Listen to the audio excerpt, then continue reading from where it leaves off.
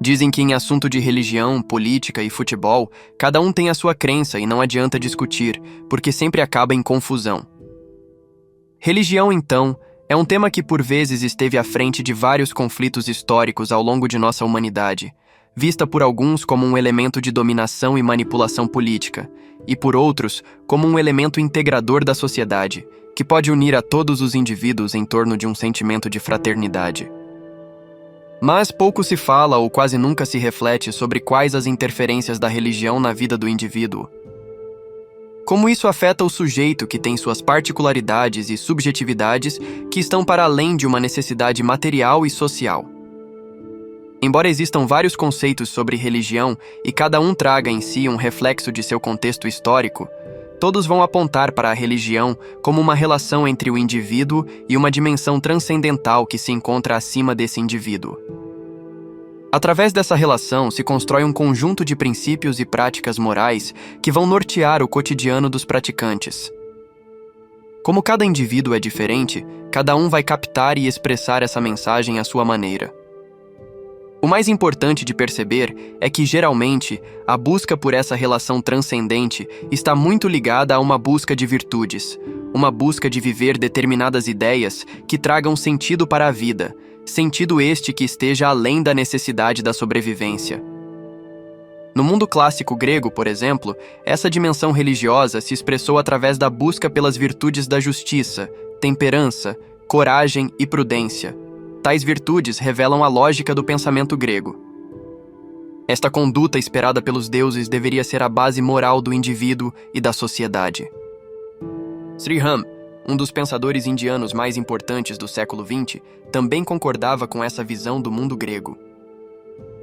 Ele entendia que nos aproximamos da divindade ao adquirir virtudes através do uso da razão, pois este é o caminho de evolução do ser humano. Já a influência do cristianismo em todo o Ocidente traz consigo a busca por outras virtudes, como a humildade, a caridade, o amor e a fé, que são buscas não muito ligadas ao campo racional, mas eram vistas como caminhos mais próximos ao coração de Deus.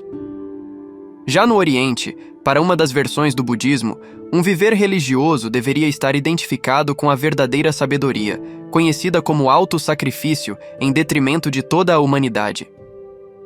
Assim, cada grupo humano vai experienciando e vivendo essa relação na conquista das virtudes a partir das suas necessidades e dos elementos culturais de seu povo. Muito diferente das sociedades anteriores, a nossa sociedade atual é marcada pela negação de qualquer necessidade transcendente, pelo materialismo estéril a tudo o que não possa ser medido e analisado num laboratório. Se num passado vivíamos os dogmas impostos pela Igreja, que alegava ser aquela a vontade de Deus, hoje em dia vivemos sobre a ditadura de outros dogmas, de verdades que não podem ser questionadas por serem cientificamente comprovadas ou reconhecidas academicamente. Acontece que ideias absurdas, como a eugenia, já tiveram no passado a tal comprovação científica. Como disse Nietzsche, a nossa sociedade matou a Deus, no sentido de que acreditamos ser possível viver sem transcendência, sem espiritualidade. Acreditamos que a vida se encerra somente no que a matéria nos oferece, e em função desta crença, construímos formas artísticas, científicas e políticas. Karl Marx dizia que a religião era o ópio do povo, pois era usada somente para tirar o indivíduo da realidade e transformá-lo num escravo do seu traficante, neste caso, do seu sacerdote. Não podemos dizer que a crítica de Marx é indevida, pois não são raros os casos de seitas religiosas que manipulam os fiéis, tratando a espiritualidade como um tipo de mercadoria. Porém, será que estes são exemplos genuínos de religiões, ou são deturpações? Será que a humanidade seria melhor se não existissem as religiões? O ser humano não é somente um ser de carne e osso, existe um algo a mais, não importa como cada um chame isso, de alma, espírito, essência. O importante é entender que, além das necessidades do corpo, o ser humano também possui necessidades mais transcendentes. As verdadeiras expressões religiosas são aquelas que ajudam o indivíduo a encontrar a sua plenitude neste campo imaterial. Elas não são o ópio do povo, mas sim o alimento da alma. Nem deveria ser necessário pontuar exemplos para demonstrar que estes dogmas materialistas são falsos, pois em todo lugar que observamos, vemos famílias que têm de tudo, mas que são desestruturadas, vivem em crise e todos infelizes. O mesmo vale para países que conseguiram garantir o tal bem-estar social da população, mas isto não impede que as pessoas vivam constantemente na angústia, desespero e depressão. Nem só de pão vive o homem parece ser uma frase antiga, porém muito certa. Inúmeras pessoas que só conheceram o abuso e a violência e por isso transmitiram essa mesma agressividade às outras pessoas, acabam na cadeia, onde a lógica do abuso e violência só é reforçada. Qual é a chance de um indivíduo desse mudar a sua mentalidade e a sua vida? Quase nenhuma. Mas para o bem ou para o mal, as instituições que estão dentro das prisões são as igrejas e, de alguma forma, conseguem transformar a vida de algumas pessoas. É até difícil de admitir, mas mesmo que algumas dessas igrejas estejam entre as mais corruptas, até mesmo essas, que são as piores formas religiosas, conseguem trazer um pouco de dignidade e esperança para uma alma perdida.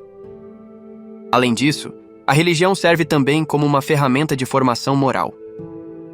Imagina o grande ganho que é para a sociedade quando um indivíduo passa a entender a importância do não matarás e do não roubarás.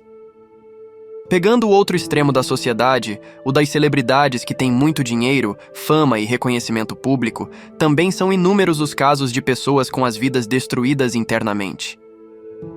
São os sepulcros caiados, muito bonitos e enfeitados por fora, mas dentro há um cadáver. Muitos são os artistas que apresentem uma imagem de poder e de sedução, mas por dentro vivem em angústia e desespero. Faça uma experiência. Abra um desses sites que falam da vida dos famosos, anote os 5 primeiros nomes de celebridades que aparecem.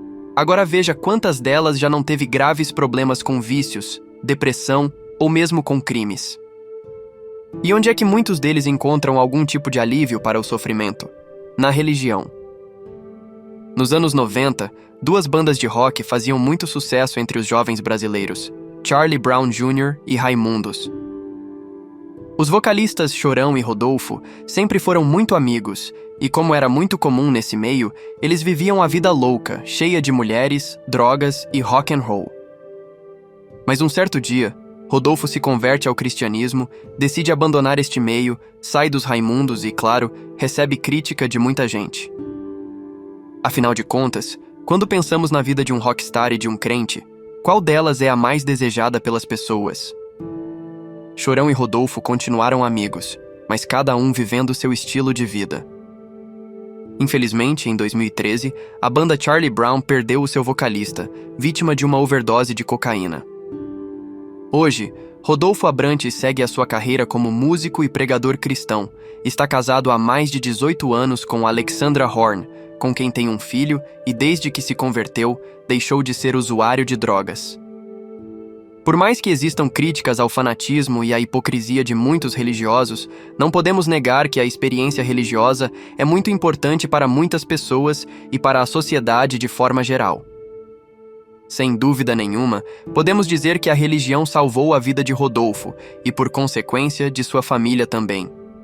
E quantos foram os jovens que rejeitaram a trilha autodestrutiva do vício por influência dele? Outro grande artista famoso que está passando por este processo é o rapper americano Kanye West, que decidiu lançar no final de 2019 um álbum totalmente gospel, mas muito carregado da sua identidade. O nome do álbum é Jesus is King, Jesus é Rei. Ele diz que existe uma cultura de negação à religião no mundo artístico. Numa das suas músicas ele diz: "Dizem que eu posso fazer rap sobre tudo, menos sobre Jesus. Isso quer dizer armas, sexo, mentiras, clipes, mas se eu falo sobre Deus, meu CD não vai tocar." E quando falamos de religião, não é somente o cristianismo que tem esse valor. Na biografia de Malcolm X, grande militante dos direitos raciais nos Estados Unidos, vemos que ele se tornou uma pessoa muito mais equilibrada depois que passou a seguir o islamismo. Porém, como era uma vertente racista, uma seita chamada Nação do Islã que pregava a supremacia negra e dizia que os brancos são demônios, ele tinha muita revolta dentro de si.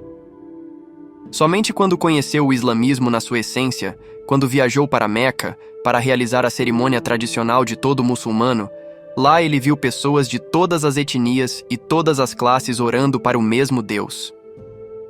Isso fez com que ele abandonasse a nação do Islã para seguir o islamismo tradicional. Este é um outro valioso ensinamento.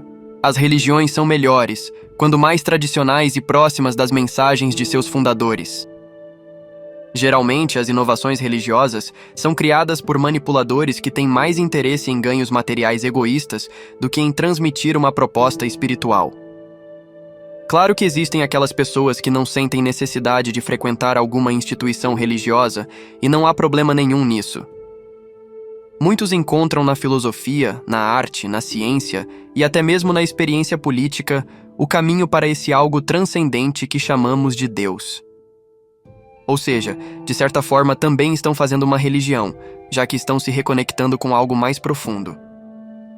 Cristão, budista, muçulmano, ateu. Cada um deve buscar a sua própria experiência, encontrar aquilo que mais faz sentido. O que não podemos fazer é desrespeitar a experiência do outro e ignorar que as verdadeiras religiões são fundamentais para muitos indivíduos e para a sociedade como um todo.